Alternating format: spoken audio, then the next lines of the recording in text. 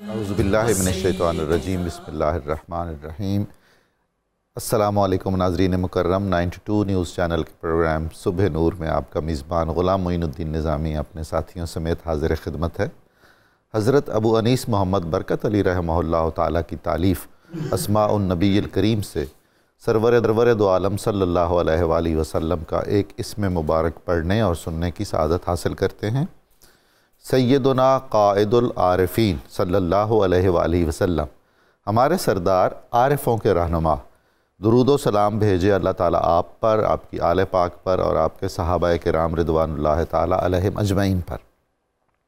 مشہور و معروف صحابی حضرت ابو ہریرہ روایت فرماتے ہیں کہ حضور نبی کریم صلی اللہ علیہ وآلہ وسلم نے فرمایا، اللہ تعالیٰ فرماتا ہے کہ میرا بندہ سب سے زیادہ نفلی عبادتوں کے ذریعے میرا قرب حاصل کرتا، یہاں تک کہ میں اس سے محبت کرنے لگتا ہوں اور میں ساری مخلوق کو اس کے تابع کر دیتا ہوں۔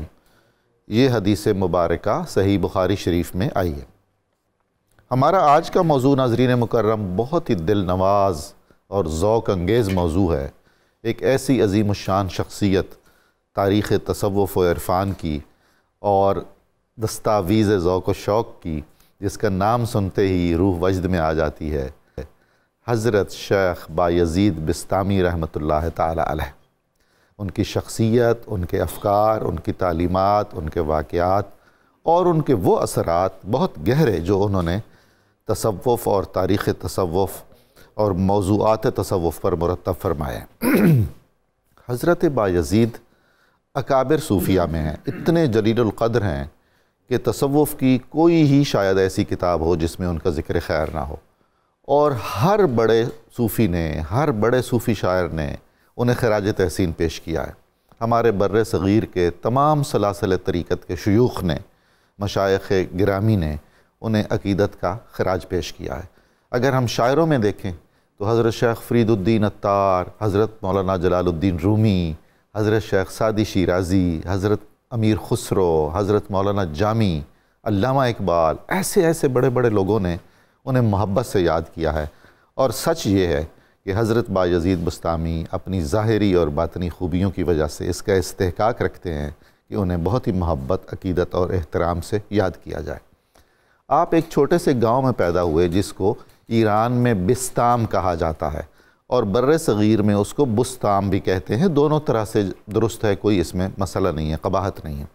ایران میں ایک بڑا شہر ہے شاہرود کے قریب دو چھوٹے چھوٹے قصبے ہیں، دونوں ہی کمال ہیں، سبحان اللہ سبحان اللہ، عشق و محبت کی خوشبو پھوٹتی ہے وہاں سے۔ ایک بستام شریف ہے، ایک خرقان شریف ہے، جہاں حضرت شیخ ابو الحسن خرقانی رحمۃ اللہ علیہ کا مزار مبارک ہے۔ ویسے تو تمام سلاسل طریقت نے ان سے بقدر توفیق اور بقدر استطاعت فیض پایا ہے، لیکن خاندان نقشبندیہ کے شجرہ طریقت میں ان دونوں اصحاب کا اسم گرامی موجود ہے۔ حضرت بایزید بسطامی کو ان کی عظمت کردار کی وجہ سے طاؤس الفقراء کا لقب بھی دیا جاتا ہے، یعنی درویشوں کے اور صوفیوں کے مور۔ اور ایک حضرت جنید بغدادی رحمۃ اللہ تعالیٰ کا قول ہے کہ بایزید بسطامی کو صوفیاء کرام میں وہ مقام حاصل ہے جو فرشتوں میں حضرت جبریل علیہ السلام کو مقام حاصل ہے۔ کتنا بڑا خراج تحسین ہے ایک عظیم صوفی کا دوسرے عظیم صوفی کو۔ ناظرین مکرم، تصوف کے دو بڑے دبستان ہیں، اسکول آف تھاٹ، ایک مکتب بغداد اور ایک مکتب خراسان۔ جو اسکول آف بغداد ہے اس کے بانی آپ سمجھ لیجئے، یا اس میں سب سے عظیم نام، اس کے ستون اعظم حضرت جنید بغدادی رحمۃ اللہ تعالیٰ علیہ، اور خراسانی جو اسلوب تصوف ہے اس میں سب سے بڑا نام حضرت سلطان بایزید بسطامی رحمۃ اللہ تعالیٰ کا ہے۔ دونوں کے مزاجوں میں، ان دبستانوں کے مزاجوں میں جو فرق ہے اور جو آگے منتقل ہوئیں باتیں، روحانی اور تربیت کا جو انداز ہے، اس پر گفتگو فرمائیں گے ہمارے آج کے تشریف لانے والے بہت ہی محترم مہمان۔ میں ان کو آپ کی خدمت میں کرواتا چلوں۔ جناب ڈاکٹر طاہر حمید تنولی صاحب، بہت شکریہ آپ تشریف لائے۔ جناب محمد زبیر بہت دنوں بعد آئے، ہم بہت خوش آمدید کہتے ہیں آپ کو تہہ دل سے۔ بہت محترم جناب مفتی خلیل احمد یوسفی صاحب، آپ کی تشریف آوری کا بھی بہت شکریہ۔ ڈاکٹر تنولی صاحب، حضرت بایزید بسطامی رحمۃ اللہ تعالی علیہ کے ابتدائی حالات اور آپ کی تعلیم و تربیت، خاندانی پس منظر آپ فرمائیے۔ بسم اللہ الرحمن الرحیم۔ ڈاکٹر صاحب بہت شکریہ۔ تاریخ تصوف کی، عالم اسلام کی بہت بڑی شخصیت حضرت بایزید بسطامی کا آج ہم ذکر کر رہے ہیں، اور ڈاکٹر صاحب حضرت کا ذکر کرنے سے پہلے ایک دو جملے میں یہ عرض کرنا چاہوں گا کہ یہ تذکرہ اتنا ضروری ہے اور اتنا اہم ہے کہ اس کے بغیر ہماری جو قومی زندگی میں نظام تعلیم و تربیت ہے یا ہماری کنٹینیوٹی ہے، شاید وہ اس کی کوئی ہمارے پاس ضمانت باقی نہ بچے۔ سبحان اللہ۔ اس کی وجہ یہ ہے ڈاکٹر صاحب کہ اس وقت دنیا جس طرح آگے بڑھ رہی ہے، جس طرح ارتقاء کی منزلیں طے کر رہی ہے، جس طرح علوم آگے بڑھ رہے ہیں، ان علوم کی ترقیوں کے اور دنیا کی جو دوسری قومیں ہیں ان کے جو ڈیولپمنٹس ہیں، اس کے تناظر میں اگر آپ دیکھیں تو مسلم سوسائٹی اپنی ترقی اور اپنی معراج کو پا نہیں سکتی جب تک وہ اس منہج کو اور ان ہستیوں کی اچیومنٹس کو اور ان کے دیے ہوئے جو رہنما اصول ہیں ان کو بھی پیش نظر نہیں رکھتی۔ دیکھیں علامہ نے فرمایا تھا کہ تیغ ایوبی و نگاہ بایزید گنج ہائے ہر دو عالم را کلید۔ سبحان اللہ۔ مسلم سوسائٹی کی طاقت دو چیزیں ہیں، اس کے پاس صلاح الدین ایوبی کی تلوار ہونی چاہیے اور بایزید بسطامی کی نگاہ ہونی چاہیے۔ کیا بات! اگر ایک چیز بھی نہ رہی تو اس کا مطلب یہ ہوا کہ ہم پیچھے رہ گئے۔ تو یہ ان ہستیوں نے بتایا ہے کہ قرآن حکیم کی تعلیمات کیا ہیں، ان کا کرکس کیا ہے، ان کی اسپرٹ کیا ہے، ان کی روح کیا ہے، اور اس کو کس طرح سے ہم روح بعمل کر سکتے ہیں۔ جب بایزید بسطامی کو ڈاکٹر صاحب ہم دیکھتے ہیں تو آپ کی شخصیت اور آپ کا خاندان جو ہے بنیادی طور پہ مجوسی خاندان تھا۔ جی، آتش پرست۔ آتش پرست جی، اور وہ آتش پرستی سے اسلام کی طرف اور دین کی طرف۔ کیا بات! اچھا، اب آتش پرست جب دین کی طرف آئے تو مسلم اہل روحانیت کے امام بن گئے۔ اس سے دیکھیں اسلام کتنا عالمی، یونیورسل اور انسانیت نواز دین ہے۔ یعنی کندن بنا دیتا ہے۔ سبحان اللہ، کندن بھی بنا دیتا، اور یہاں کوئی کسی کے اوپر کوئی پابندی نہیں ہے۔ کیا بات! ایک شودر یہاں مسلمان ہو کے اعلیٰ تر روحانی، دینی، تہذیبی منزلوں پہ پہنچ سکتا ہے۔ اس پہ کوئی پابندی نہیں ہے۔ دنیا کا کوئی مذہب آپ کو ایسی مثال نہیں دے گا۔ کوئی خاندانی مذہب ہیں، کوئی کس طرح کے مذاہب ہیں، کوئی کس طرح، یعنی بایزید بسطامی کی شخصیت، روحانی کمالات اور جو ان کی غیر معمولی کنٹریبیوشنز ہیں، ان سے ہٹ کر بھی اپنے خاندانی پس منظر کے لحاظ سے بھی انسانیت کے لیے اسلام کے تعارف کا وہ دروازہ ہے جس کی مثال نہیں پیش کی جا سکتی۔ سبحان اللہ، سبحان۔ اچھا ڈاکٹر صاحب، اس کے بعد آپ دیکھیں کہ آپ کے آباء و اجداد بھی جو 4-5 پشتوں سے جو مسلمان ہوئے، ان کے اندر بھی زہد، عبادت، تقوی اور ولایت کے آثار، یہ ان کا خاندان بھی اس سے خالی نہیں تھا، وہ چیزیں ان کے اندر بھی موجود تھیں۔ اور جب حضرت بایزید بسطامی کی ولادت ہوئی تو اس کے بعد آپ کی ظاہر اسی ماحول میں پرورش ہوئی، وہی چیزیں انہوں نے انہیرٹ کی اپنے آباء و اجداد سے۔ تو بچپن سے ہی جو بقیہ علوم ہیں، روایتی علوم ہیں، ان کے حصول کے ساتھ ساتھ روحانی تربیت بھی آپ کے مزاج کا حصہ تھی۔ شروع سے ہم دیکھتے ہیں جب آپ کو مکتب میں داخل کروایا گیا تو آپ جب پڑھنے کے لیے بیٹھے تو جب استاد نے آپ کو سورہ لقمان کی آیت پہ آپ پہنچے کہ وشکر لی والے والدیک، کہ اللہ رب العزت نے ارشاد فرمایا میرا شکر ادا کر اور اپنے والدین کا شکر ادا کر۔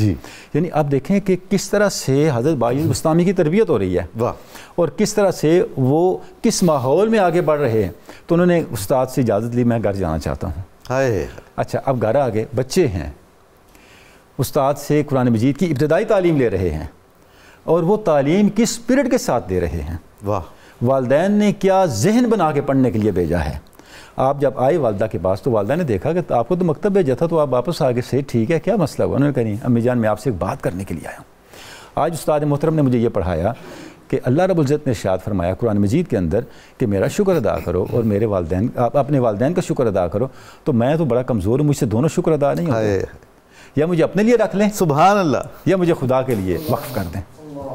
تو والدہ نے کہا کہ بیٹا اسی چیز کا انتظار تھا کہ جو میں نے تربیت کی ہے وہ کب ظہور پذیر ہوتی ہے، میں نے تجھے اللہ کے لیے وقف کیا۔ سبحان اللہ، سبحان اللہ۔ یہ آپ کی بگننگ ہے۔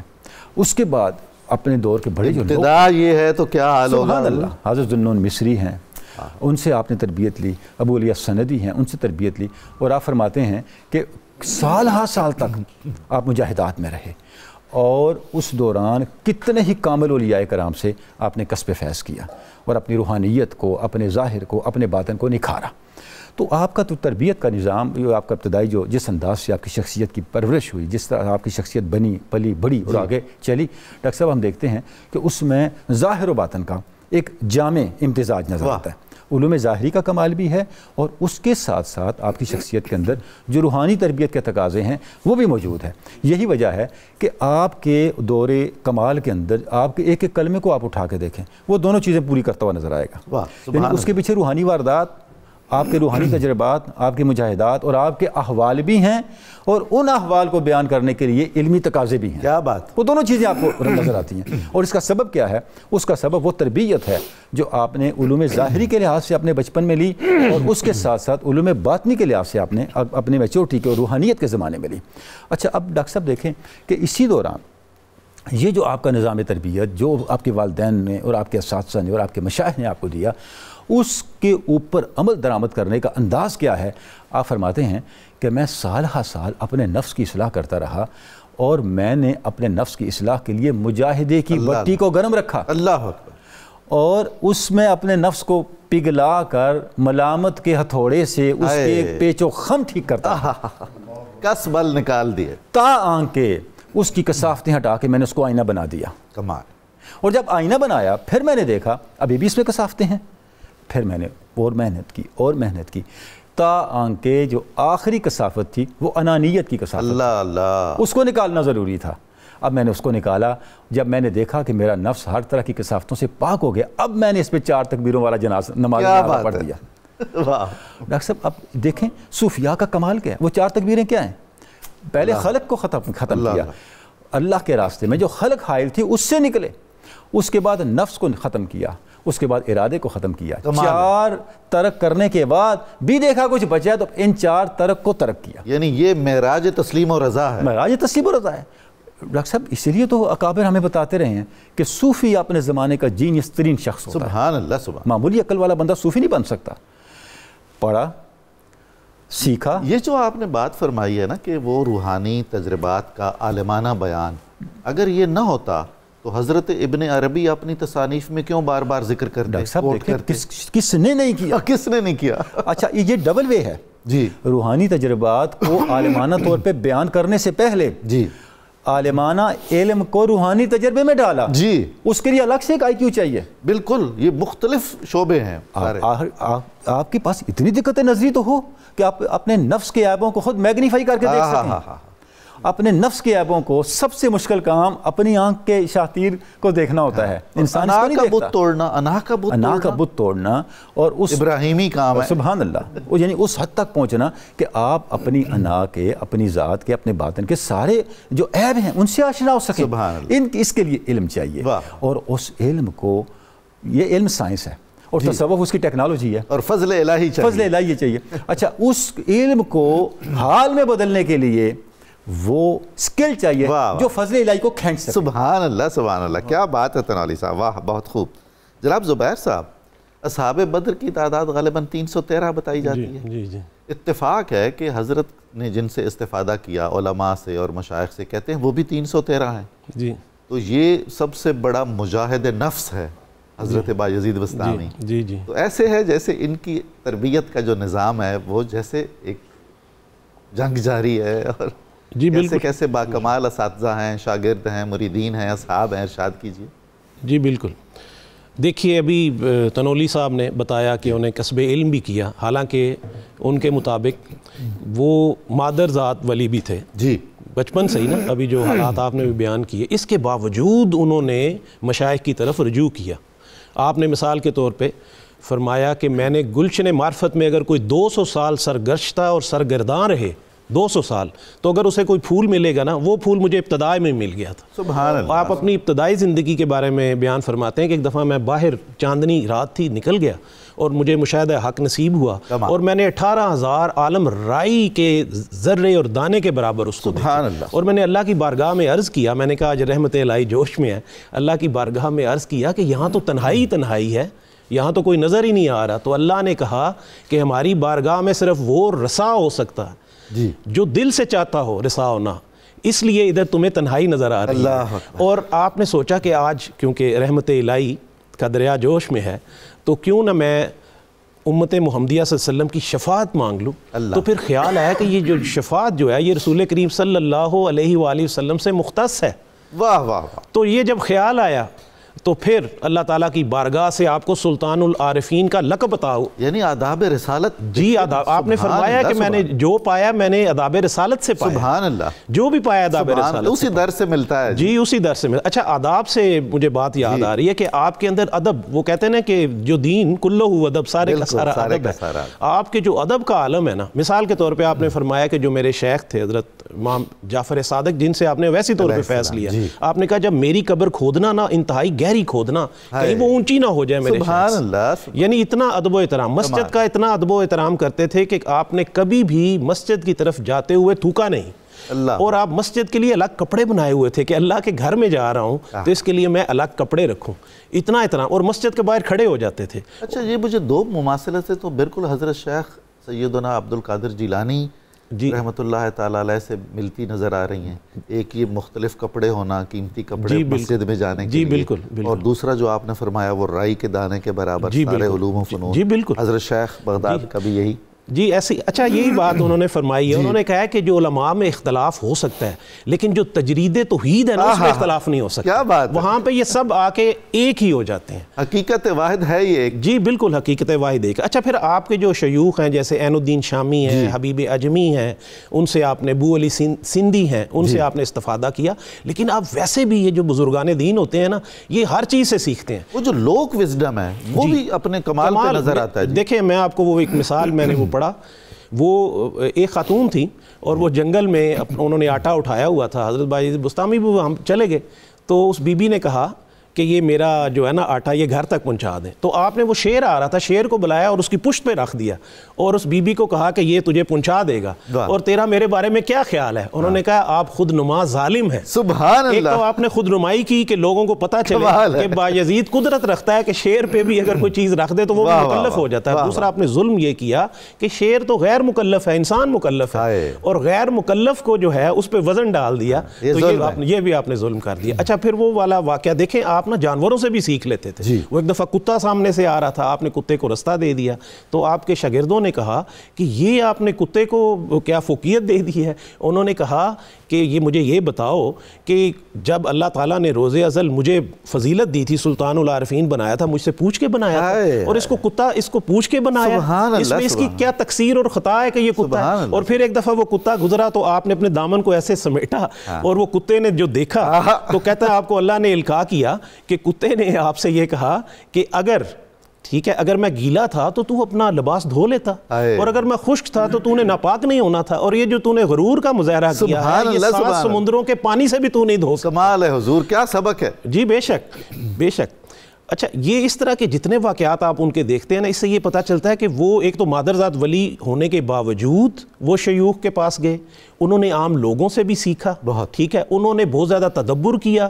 ان کے شاگرد ابو سعید رائی کہتے ہیں کہ وہ ہمیشہ میں انہیں دیکھتا تو وہ تدبر میں رہتے تھے، بہت کم بات کرتے تھے. اچھا لیکن وہ نا اپنے شاگردوں کی اور اپنے مریدین کی کیمسٹری چینج کر لیتے ہیں. اللہ والوں کا طریقہ یہ ہے کہ وہ بمبارڈمنٹ نہیں کرتے گفتگو کی، وہ لوگوں کی کیمسٹری چینج کر لیتے ہیں. آپ ان کے پاس بیٹھتے ہیں، ان کا ایک اورا ہوتا ہے، ایک وائبریشنز ہوتی ہیں، اور وہ آپ کو ایسے افیکٹ کر دیتے ہیں کہ آپ چینج ہو جاتے ہیں. حضور خوشبو اور پانی جی بالکل یہ اپنی تاثیر زور گفتگو سے نہیں کرتے ہیں. جی بالکل اپنی موجودگی سے یہ سرایت کرتے ہیں. جی بالکل ایسے اسی کیفیت اہل اللہ کی بھی نظر آتی ہے. جی بے شک بے شک. اچھا آپ جب نماز کی ادائیگی کرتے تھے تو اس میں اگر آپ کو کوئی خیال از وجہ حلال آ جاتا تھا تو کہتے ہیں میں سجدہ سہو کرتا ہوں، اور از وجہ حرام آ جاتا تو دوبارہ وضو کرتا ہوں، اور 4 رکعت ادا کرتے تو کہتے کہ میں نے صحیح ادا نہیں کی، پھر کوشش کرتے اور پھر اللہ سے کہتے کہ میں نے صحیح ادا نہیں کی، اور ساری رات اسی میں گزر جاتی، اور صبح رو کے کہتے کہ بایزید بستامی اے اللہ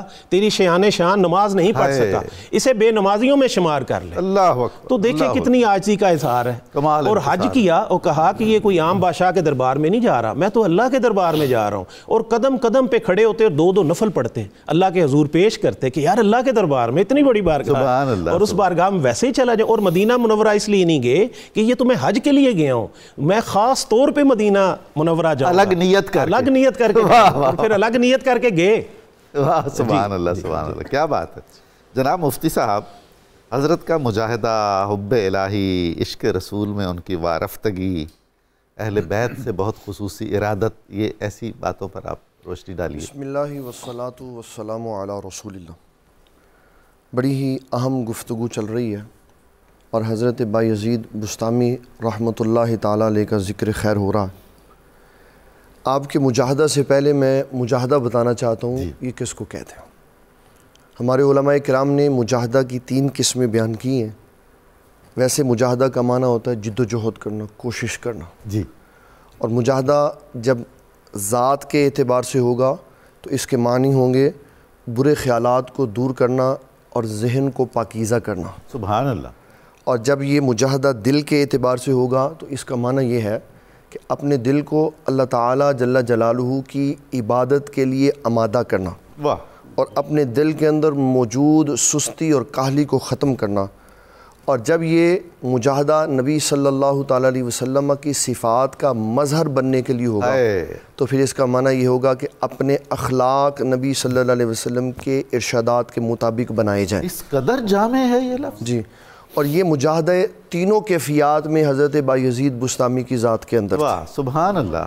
اور آپ کی جو اللہ تعالیٰ سے محبت اور وارفتگی تھی اس میں حضرت بایزید بسطامی رحمۃ اللہ تعالیٰ علیہ کے بارے میں مورخین نے لکھا، آپ نے کبھی دعا میں ہماری طرح اللہ تعالیٰ سے چیزوں کا مطالبہ نہیں کیا، کمال ہو گئی ہے کہ یا اللہ ہمیں یہ چاہیے، یا اللہ مجھے یہ چاہیے، یا اللہ مجھے چاہیے۔ جب دعا کرتے تھے تو یہ کہتے تھے یا اللہ تو چاہیے، سبحان اللہ، سبحان یا اللہ تیری ذات چاہیے، واہ واہ، تیری خوشنودی چاہیے، تیری رضا چاہیے، اور جس چیز سے تو راضی ہے ہمیں وہ شاید چاہیے۔ اور پھر نبی صلی اللہ تعالیٰ علیہ وسلم کی محبت میں اور اتباع سنت میں آپ ایک جملہ بڑا عام کہا کرتے تھے کہ مجاہدات آسان ہیں لیکن شریعت کی ایک بات پڑھ کے اس کے اوپر عمل کرنا یہ اتنا مشکل ہے کہ ایک طرف ایک بندہ 30 سال مجاہدے کرے تو یہ آسان ہے، دوسری طرف بات پڑھ کے اس کے اوپر عمل کرنا یہ اس کے مقابلے میں مشکل ہے۔ اللہ اکبر۔ اس کی وجہ کیا ہے؟ اس کی وجہ یہ ہے کہ مجاہدہ تو انسان ایک روٹین میں کرتا ہے جی، اور جب بات پڑھنے کے بعد اس کے اوپر عمل کرتا ہے تو اپنی ذات اور اپنے نفس کی نفی کرنی پڑتی ہے۔ واہ واہ، حضور صلی اللہ تعالیٰ علیہ وسلم نے جو شریعت دی اس میں انسان جب مکلف بنتا ہے تو پھر اس کو ہر وہ شے چھوڑنی پڑتی ہے جو اللہ اور اس کے رسول کی رضا کے خلاف ہوتی ہے۔ بے شک۔ اور آپ اکثر یہ کہا کرتے تھے کہ بندہ مومن بندہ بنتا ہی تب ہے جب اوامر و نواہی میں اپنے آپ کو اپنے رب کے احکامات کے تابع کر دیتا ہے، سبحان اللہ، سبحان۔ اور جو شخص تابع ہی نہیں کرتا اس کو کبھی اس چیز کی لذت ہی نہیں آئی کہ ولی اللہ کیا ہوتا۔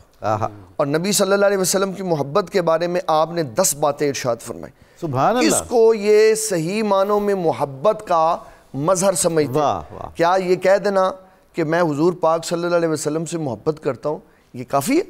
ہرگز یہ تو جملہ پورا ہے ہی نہیں۔ واہ واہ، کوئی شخص یہ کہے کہ میں اللہ تعالیٰ سے پیار کرتا ہوں تو یہ بھی جملہ پورا نہیں ہے، یہ تو اس کی اپنی عقیدت ہے۔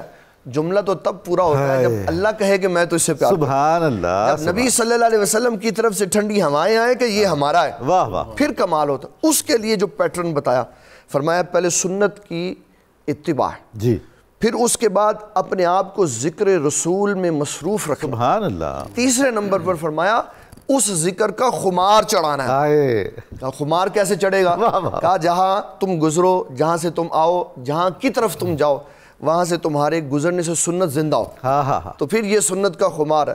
اور فرمایا پھر نبی صلی اللہ علیہ وسلم کی یاد میں رویا کرو، اللہ اکبر، صرف بات کہہ دینا کافی نہیں بلکہ حضور پاک صلی اللہ علیہ وسلم کے ذکر میں آپ کی یاد میں رونا یہ نبی صلی اللہ تعالیٰ علیہ وسلم کی ذات سے وابستگی اور الفت ہے۔ بے شک۔ پھر فرمایا حضور پاک صلی اللہ علیہ وسلم کو خوش کرنے کے لیے حضور پاک صلی اللہ علیہ وسلم کے خاندان کے ساتھ محبت اور پیار کرو، ان کی خدمت کرو۔ کیا کہنے آپ، کیا بات، یہ جو اہل بیت کے ساتھ تعلق سبحان یہ اللہ، والا بیان ہوا نا، سبحان اللہ، اس کو کسی نے بیان نہیں کیا بے شک۔ کہ صرف یہی نہیں کہ ادب و احترام تک بات رکھی بلکہ کہا کہ رسول اللہ کو خوش کرنے کے لیے ان کی خدمت کیا، مال دیا کرو ان کو۔ رسول اللہ صلی اللہ علیہ وآلہ وسلم کے قلب اطہر کا خوبصورت دروازہ ہے حب اہل بیت۔ کیا بات ہے، سبحان اللہ۔ اور پھر فرمایا دعا کرو نا اللہ تعالیٰ سے تو یہ کہا کرو یا اللہ میں جس وقت دنیا سے جاؤں تو میں تیرے محبوب کو یاد کرتا ہوں۔ کیا بات ہے، اور نبی صلی اللہ تعالیٰ علیہ وسلم کی سنت کی اتباع کے لیے جب تجھ پر مشکلات آئے نا تو پھر غم نہیں کرنا، خوشی کا اظہار کرنا کہ آج میں اس کیفیت سے گزر رہا ہوں، اس دور سے گزر رہا ہوں جس دور سے صحابہ کرام گزرا کرتے تھے۔ سبحان اللہ، اور پھر اہل بیت کے ساتھ آپ کے تعلق کی سب سے بڑی شے یہ ہے کہ آپ نے اہل بیت کے گھرانے سے جو روحانی طور پر علوم و فنون حاصل کیے حضرت امام جعفر صادق سے، سبحان اللہ، وہ آپ کی زندگی کا انوکھا ایک منظر ہے۔ کوئی بھی شخص اہل بیت سے فیض یافتہ ہونے کے بغیر اللہ کی اور رسول اللہ کی بارگاہ میں نہیں پہنچ سکتا۔ کیا بات ہے۔ امام ابو حنیفہ رضی اللہ تعالیٰ عنہ فرمایا کرتے تھے اگر 2 سال میں نہ رہتا اہل بیت کے قدموں میں تو اتنا فیضان نہ ہوتا۔ تو یہ بتایا ہے کہ محبت اہل بیت، اس میں ہمارے شیخ طریقت یہ فرمایا کرتے تھے کہ حضرت بایزید بستامی کا ایک جملہ لوگوں کو سمجھنا چاہیے، کبھی بھی یہ نہیں ہو سکتا کہ اللہ آپ کی بات مانے گا، یہ نہیں ہوگا، پہلے آپ اللہ کی بات مانیں گے۔ سبحان اللہ۔ اور اس پہ ہمارے شیخ فرمایا کرتے تھے چھڑ اپنی رضا من رب دی رضا، رب تیری رضا پھر منے گا۔ کیا بات ہے۔ آج ہم اپنا پیٹرن چینج کر کہتے ہیں پہلے اللہ مجھے کچھ دے پھر میں کروں گا، نا پہلے اللہ کی عبادت کر، اس کو اپنا رب مان، پھر اس کے فرمائے بتائے ہوئے فرامین کے اوپر عمل کر، پھر وہ دیکھ کیا کرے گا، کہا پھر وہ یہ فضل، یہ کرم، یہ عنایات فرمائے گا کہ اللہ تبارک و تعالی زمین کیا لوح محفوظ تیرے حکم کے مطابق موڑ دے۔ سبحان اللہ، سبحان اللہ، بہت خوب۔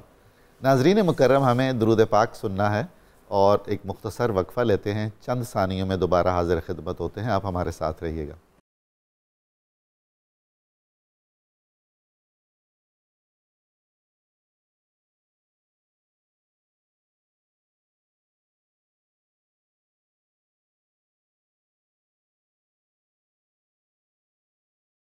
السلام علیکم ناظرین محترم، میں آپ کو دوبارہ صبح نور میں خوش آمدید کہتا ہوں۔ آج ہم سعادت حاصل کر رہے ہیں حضرت سیدنا بایزید بسطامی رحمۃ اللہ تعالیٰ کے ذکر جمیل کی۔ بہت خوبصورت اور اہم واقعہ ہے۔ ایک آتش پرست کو ایک عالم دین نے کہا، تبلیغ کی کہ آپ مسلمان ہو جائیے، اس نے انکار کیا، اس نے پھر اصرار کیا، پھر انکار کیا، پھر اصرار کیا۔ اس نے وجہ پوچھی کہ آپ کیوں مسلمان نہیں ہونا چاہتے؟ انہوں نے کہا کہ اگر مسلمان ہونا وہ ہوتا ہے جیسے بایزید ہیں تو وہ مجھ سے ہو نہیں سکتا، اور اگر مسلمان ہونا وہ ہوتا ہے جیسے آپ ہیں تو وہ میں ہونا نہیں چاہتا۔ کمال ہے۔ 7 بار آپ کو آپ کے شہر بسطام سے دیس بدر کیا گیا، دیس نکالا دیا گیا مختلف وجوہات کی بنیاد پر، اور آپ نے ایک خوبصورت جملہ کہا حضرت بایزید نے، اے بسطام تیری کیا شان ہے، جس شہر کا سب سے برا شخص بایزید ہو اس کے اچھوں اور نیکوں کا کیا عالم ہوگا۔ آئیے دیکھتے ہیں اس پیکر انکسار، پیکر اخلاص کی باتیں، ان کے اخلاق کے بارے میں ہمیں بتائیں گے تنولی صاحب۔ جی ڈاکٹر صاحب، جب ہم دیکھتے ہیں حضرت بایزید بسطامی کے اخلاق کو، آپ کے کردار کو، اور آپ کا جو طریقہ تصوف ہے اس کو، تو صوفیاء کا ہمارے ہاں یہ طریقہ رہا ہے کہ انہوں نے مختلف جو بڑی ہستیاں ہیں، رہنما شیوخ ہیں، ان کی فکر کو اور ان کے طریقے کو کسی نہ کسی عنوان کے تحت بیان کیا ہے۔ حضرت بایزید بسطامی کے طریقے کو سکر کے عنوان کے تحت بیان کیا گیا، اور آپ کے مقابل حضرت جنید بغدادی جن کو صحف کے عنوان کے تحت بیان کیا گیا۔ حضور داتا گنج یعنی سکر میں ذوق و شوق کا غلبہ ہے، جذب و مستی ہے، اور وہاں پہ جذب و مستی کے پر غلبہ ہے، غلبہ ہوش کا ہے، یہ فرق ہے۔ لیکن جذب و مستی کوئی نقص نہیں ہے، یہ ہم نے سمجھنا ہے۔ اور اس کی وضاحت حضور داتا گنج بخش نے فرمائی ہے، فرماتے ہیں جذب و مستی کا اس سے بڑا شرف کیا ہوگا کہ مجاہدات سے آپ سب کچھ حاصل کر سکتے ہیں سوائے جذب و مستی۔ کیا بات ہے، کمال ہے بھائی، واہ۔ حالانکہ آپ خود جنیدی مسلک، آپ خود جنیدی ہیں، یہ تو صوفیاء کا کمال ہے۔ سبحان اللہ۔ فرماتے ہیں کہ کبھی مجاہدے سے جذب و مستی حاصل نہیں ہوتی، یہ صرف عطا الہی ہے۔ سبحان اللہ۔ یہ کب حاصل ہوتی ہے؟ اور یہ سچ ہے حضور، یہ کب حاصل ہوتی ہے؟ فرماتے ہیں یہ تب حاصل ہوتی ہے جب تمہارے معمولات کے قوا معطل ہو جاتے ہیں۔ کیا بات، تمہارے معمولات کے جذبات اور احساسات معطل ہو جاتے ہیں، وہ قوتیں باقی بچتی ہیں جن کو اللہ باقی رکھنا چاہتا ہے، اور جب وہ میچور ہو جائیں تو اس سے بڑا کمال کوئی نہیں ہے۔ تو حضرت بایزید بسطامی کے ہاں یہ رنگ بہت غالب ہے کہ وہ اپنی ذات سے اتنا گزرے، وہی جذبہ باقی بچا جس سے جذبہ الہی باقی رکھنا چاہتا تھا۔ کیا بات ہے، سبحان اللہ۔ اچھا، اب ڈاکٹر صاحب آگے جب ہم آپ کے طریقے تربیت کو اور آپ کے اخلاق کو، آپ کے محاسن کو دیکھتے ہیں، پہلی چیز سر فہرست وہ ادب ہے۔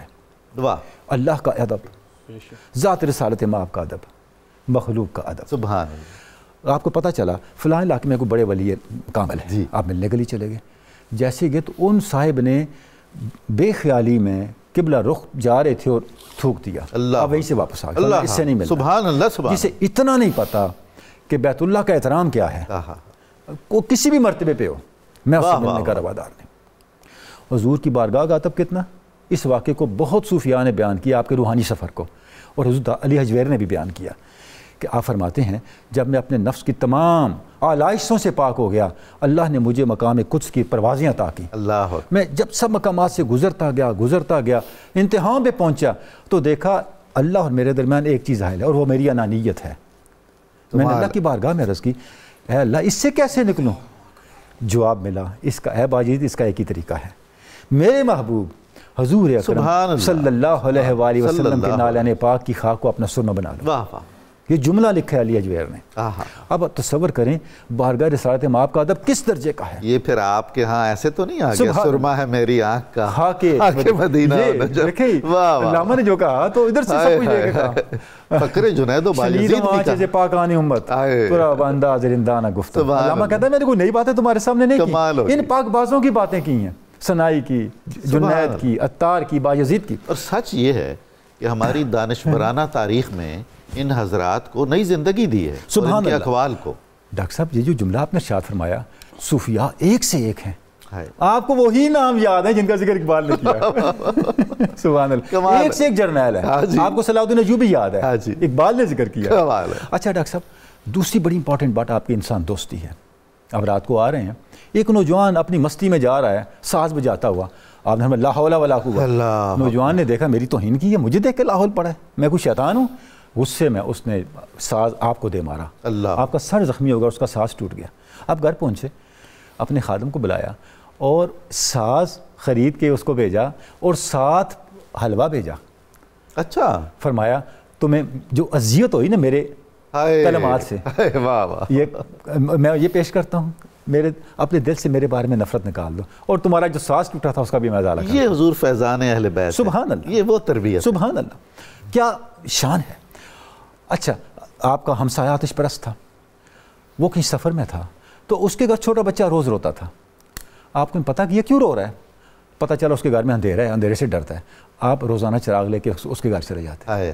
جب وہ واپس لوٹا گھر والوں نے بتایا کہ ہمارے دن تو اس طرح گزرے. اس نے کہا بایزید نے اتنا اس نے سلوک کیا. سبحان اللہ. بایزید نے اپنی روشنی ہمارے گھر بھیجی, اب واپس نہیں جانی چاہیے. کلمہ پڑھ لیا, مسلمان ہو گئے. زبان سے دعوت نہیں دی جی, عمل سے دعوت دی. آپ کی والدہ تھیں, ان کی اتنی خدمت کی.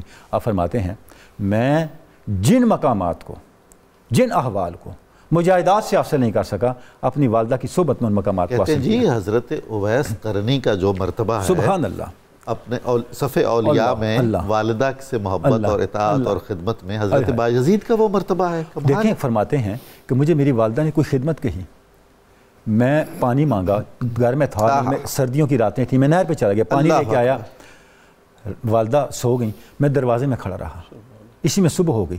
ڈاکٹر صاحب کمال جملہ بایزید نے فرمایا صبح ہو گئی. والدہ نے یہ پوچھا تم اب تک کھڑے ہو؟ فرماتے ہیں میں نے کہا امی جان میں نے آپ کو جگایا نہیں.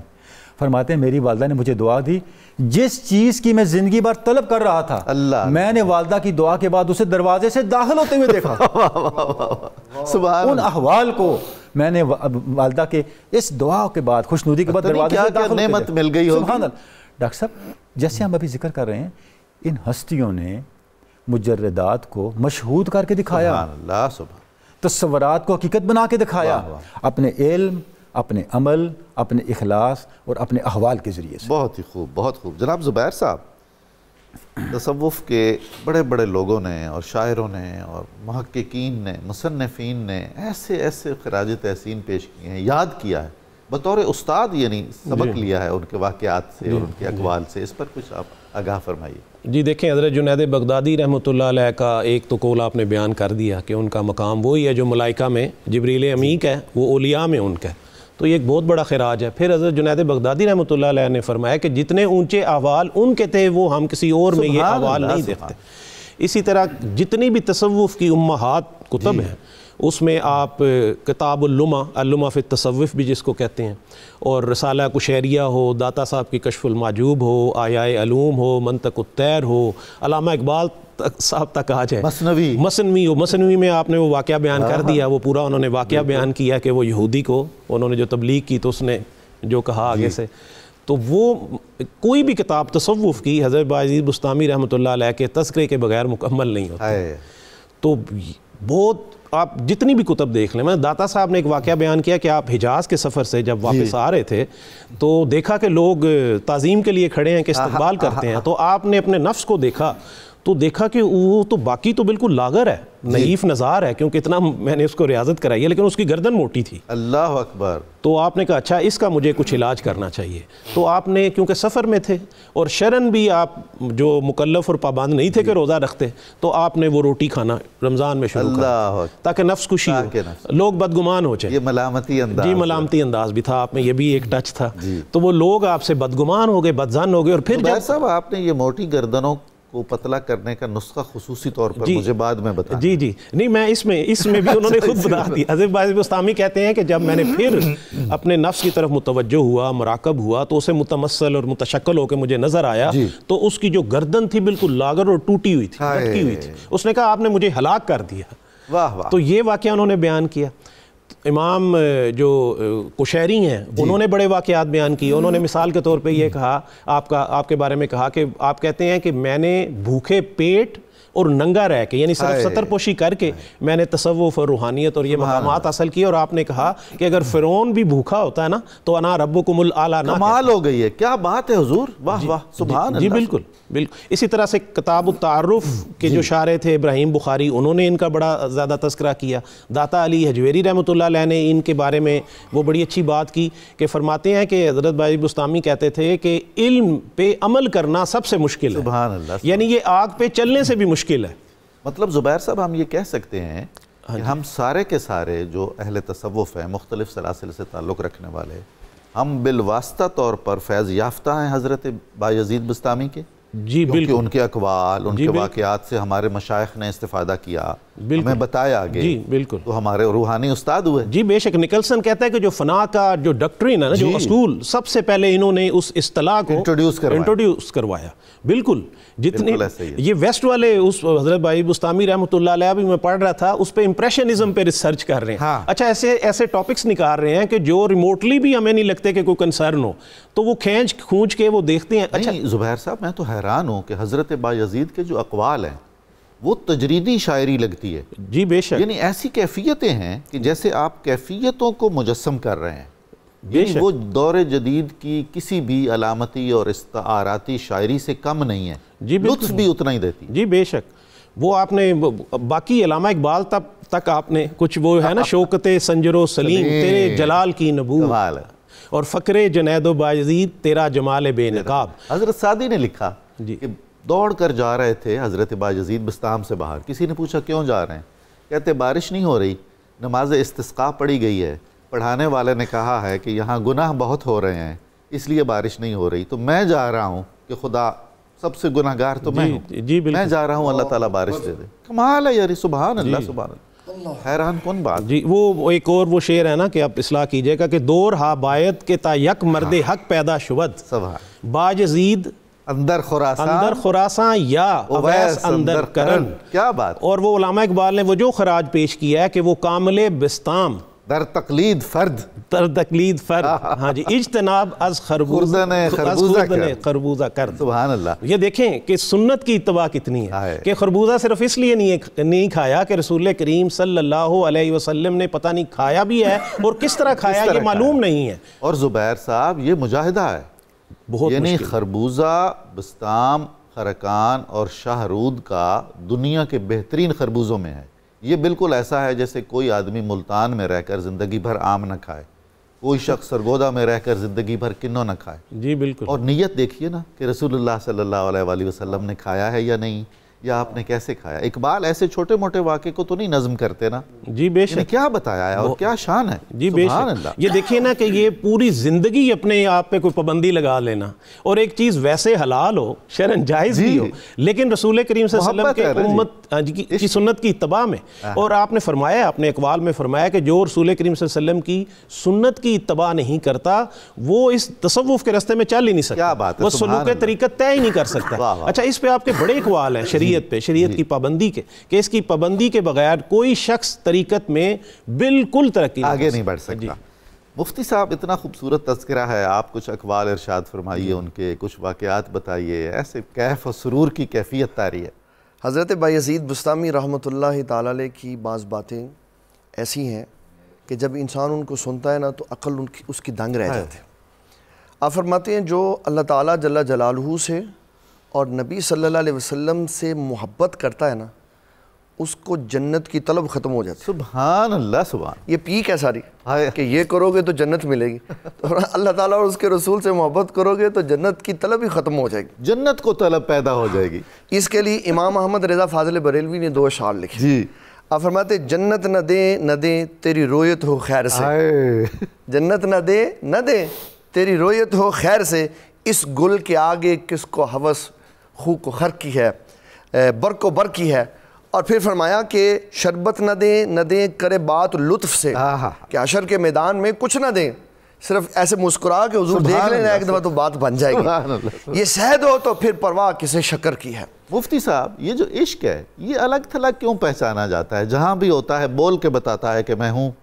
اس کی وجہ یہ ہے کہ یہ سب کو نہیں ہوتا، یہ کسی کو ہوتا ہے، اور جس کو ہوتا ہے پھر عشق کی وجہ سے اس کی ذات نکھر جاتی ہے۔ یہ عطا ہے، عطا ہے اللہ تعالیٰ خاص طور پہ، جس طرح کہتے ہیں نا کہ بادشاہوں کے پاس جب مال غنیمت آتا تھا تو وہ کہتے تھے یہ نگینہ، یہ موتی، یہ ہیرا مجھے دے دو۔ سبحان اللہ۔ تو اسی طرح جب اللہ تعالیٰ اپنی مخلوق پر نظر فرماتا ہے تو کہتا ہے یہ بایزید مجھے دے دو، یہ دادا صاحب مجھے دے دو۔ یہ وہ ہیرے ہیں جو اللہ نے خود چنے ہوئے، سبحان اللہ، اس میں آپ نے نفس کی کوئی بات نہیں، عطا ہی عطا ہے۔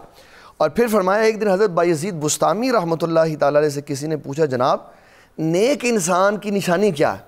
تو آپ نے فرمایا نیک انسان وہ ہوتا ہے جو سارے کا سارا نیک ہو، اللہ، صرف نماز نہ پڑھتا ہو، صرف سر پہ پگڑی نہ پہنی ہو، ایک دو چیزیں نیک نہ ہو، بلکہ سارے کا سارا نیک ہو۔ سبحان اللہ۔ اور پھر آپ سے کسی نے پوچھا کہ آپ بتائیں کہ مملکت کا لوگوں کے ساتھ کیا تعلق ہے؟ اچھا، آپ نے فرمایا مملکت ایک کھیتی کی طرح ہوتی ہے، اور اس کا جو نگران ہوتا ہے، اس کا جو حاکم ہوتا ہے وہ پاسبان ہوتا ہے۔ فرمایا اسی طرح مملکت اسلامیہ کی کھیتی انسان ہے اور ان کا پاسبان عدل ہے۔ سبحان اللہ، جب آپ عدل چھوڑ دیں گے تو آپ کی کھیتی برباد ہو جائے گی۔ اللہ اکبر۔ دیکھ لیں مملکت میں ایسے ہی ہوا، جب عدل و انصاف ختم ہوا تو مملکت ریاستیں ختم ہو گئی۔ نبی صلی اللہ تعالیٰ علیہ وسلم نے جب حضرت سیدنا عثمان غنی سے فرمایا آپ چلے جائیں حبشہ، تو عرض کی حضور وہاں کیا بات؟ آپ نے فرمایا یہ ارض القدس، سبحان اللہ، وہ پاک سرزمین ہے۔ اس کی وجہ بیان کرتے ہوئے کہا اس کا حاکم عدل و انصاف کرنے، کمال ہو، وہ پاسبان جو ریاست کا عدل و انصاف ہے وہ ریاست کے وقار کو بلند کرتا ہے۔ اور وہ حضور کس کا قول ہے اس طرح کا کہ کوئی بھی حکومت قائم رہ سکتی ہے کفر پر مگر نا انصافی پر شاید قائم نہیں رہ سکتی؟ یہ اقوال میں سے قول ہے کہ ظلم کی حکومت نہیں چل سکتی، کفر کی چل سکتی۔ اور پھر حضرت بایزید بستامی رحمۃ اللہ تعالیٰ علیہ نے انسان کو سر بلند کرنے کے لیے جو چیزیں بتائیں، آپ فرماتے 4 چیزیں اپنے اندر پیدا کر لو تو اللہ تعالیٰ تمہیں سر بلند کر دے گا۔ نمبر 1 علم اپنے اندر لے آؤ، نمبر 2 حلم لے آؤ، سبحان، بردباری لے آؤ، نمبر 3 خوش کلامی لے آؤ، اور نمبر 4 اپنا فیضان کرم عام کر دو۔ کیا بات، تو اللہ تعالیٰ تمہیں بلند فرمائے گا۔ پھر ایک جگہ پہ اپنے مریدین کو نصیحت کرتے ہوئے فرمایا اللہ تعالیٰ کی بارگاہ میں تواضع والا شخص وہ ہے جو غریبوں کے ساتھ تواضع کرے۔ سبحان اللہ، بڑے بادشاہ کے ساتھ تو ساری ایسے کھڑے ہو جاتے ہیں، غریب کے سامنے نرمی سے پیش آنا یہ اصل میں تواضع، یہ بایزید، یہ یا بایزید رحمۃ اللہ تعالیٰ علیہ کی بات۔ سبحان اللہ۔ اور فرمایا جب لوگوں کے سامنے جاؤ اپنی عبادات کو کم کرو اور لوگوں کی نیکیوں کو زیادہ سمجھو۔ سبحان اللہ، ہم ایسے بن ٹھن کے جاتے ہیں جیسے ہم مجدد وقت ہیں، اور لوگوں کی بڑی بڑی نیکیوں کو ہم سمجھتے کچھ نہیں، جبکہ حضرت بایزید بستامی کہہ رہے ہیں اپنے آپ کو کم سمجھو۔ اور ہمارے شیخ طریقت حاجی یوسف علی نگینہ رحمۃ اللہ تعالیٰ علیہ فرمایا کرتے تھے جو شخص اللہ کی مخلوق میں جب تک اپنے آپ کو سب سے کم نہیں سمجھتا نا، اللہ تعالیٰ تب تک اس کو اپنا قرب دیتا ہی نہیں۔ سبحان اللہ۔ تو حضرت بایزید بستامی نے انسان کو اندر سے توڑ دیا اور کہا نیک بختی کی علامت، نیک بختی کی کیا علامت؟ یہ بڑی اہم بات ہے۔ فرمایا نیک بختی کی علامت ہے کہ عبادت کر کے، روزے رکھ کے، تقوی اختیار کر کے اللہ سے ڈرو۔ سبحان اللہ، یہ نیک بختی کی علامت ہے۔ اور بدبختی یہ ہے کہ گناہ کر کے اکڑ جاؤ۔ اللہ اللہ، انسان کو چاہیے کہ وہ اپنی نیک بختی کو آگے کرے۔ سبحان اللہ، بہت شکر گزار ہوں آپ کا، آپ تشریف لائے، اتنی عمدہ گفتگو کی، بہت ہی پرکیف پرسرور، اللہ آپ کو اجر عطا فرمائے۔ ناظرین مکرم، کتاب الشفا سے نظر بد سے حفاظت کا ایک وظیفہ پیش خدمت ہے۔ اگر کسی بچے یا بڑے کو کسی کی نظر لگ جائے تو سورہ قلم کی آیت نمبر 51 اور 52 11 بار پڑھ کر متاثرہ شخص پر دم فرمائیے، انشاءاللہ تعالی برا اثر دور ہو جائے گا۔ یہ کتاب الشفا میں وظیفہ بیان کیا گیا ہے۔ حضرت بایزید بسطامی رحمۃ اللہ تعالی علیہ کا قول مبارک ہے، انسان پر اس وقت تک قرب الہی کا دروازہ نہیں کھلتا جب تک وہ اپنے آپ پر نیند کا دروازہ بند نہیں کر لیتا۔ ناظرین، آج کے اخبار روزنامہ 92 نیوز میں سیدنا یزید بسطامی رحمۃ اللہ تعالی علیہ کے زیر عنوان بہت خوبصورت مضمون شائع ہوا ہے، بہت عمدہ، آپ ضرور پڑھیے گا۔ پروگرام کی تفصیل جاننے کے لیے صبح نور کے ایکس کو فالو کریں، ہمارا فیس بک پیج لائک کریں، پروگرام دیکھنے کے لیے ہمارا یوٹیوب چینل سبسکرائب کریں اور ہمیں اپنی قیمتی آراء سے ضرور نوازیں۔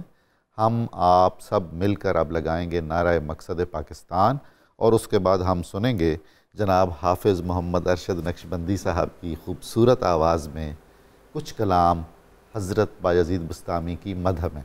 آئیے نعرہ لگاتے ہیں، پاکستان کا مطلب کیا؟ لا الہ الا اللہ محمد رسول اللہ۔ جناب حافظ محمد ارشد صاحب۔ سرتاج اولیاء میرے سلطان بایزید،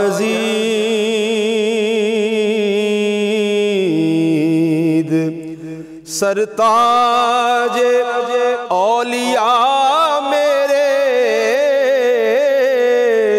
سلطان بایزید، قربان فدا نثار دل و جان بایزید، قربان فدا نثار دل و جان بایزید، چھائی ہوئی ہے صبح سے بسطام کی لگن، چھائی ہوئی ہے صبح سے بسطام کی لگن، دل آج ہے حضور کا مہمان بایزید، دل آج ہے حضور کا مہمان بایزید، میں کون ہوں جو یاد کروں اذن کے بغیر،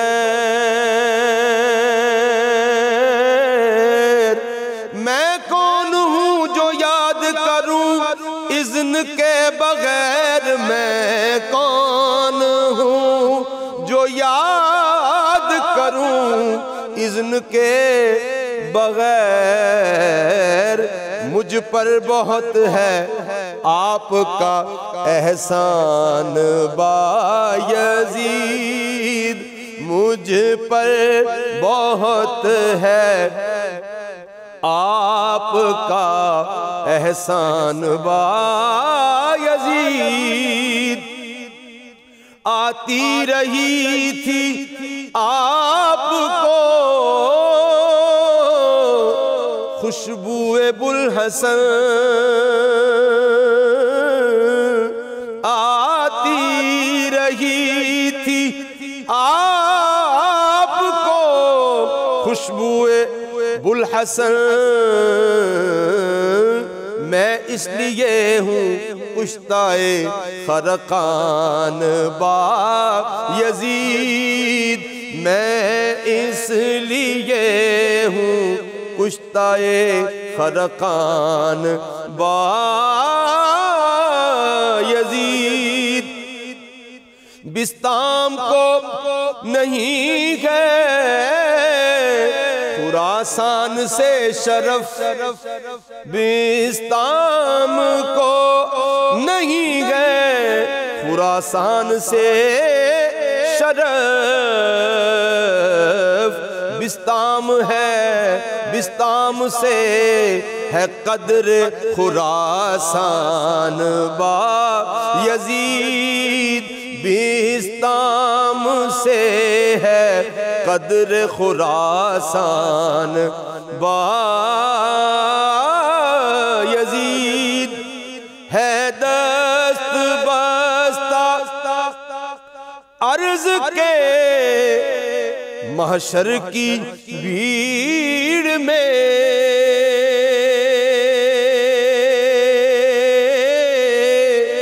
ہے دست بستہ عرض کے محشر کی بھیڑ میں، ہے دست بستہ عرض کے محشر کی بھیڑ میں، لیجئے گا مجھ غلام کو پہچان بایزید، لیجئے گا مجھ غلام کو پہچان بایزید، سرتاج اولیاء میرے سلطان بایزید، قربان فدا نثار دل و جان با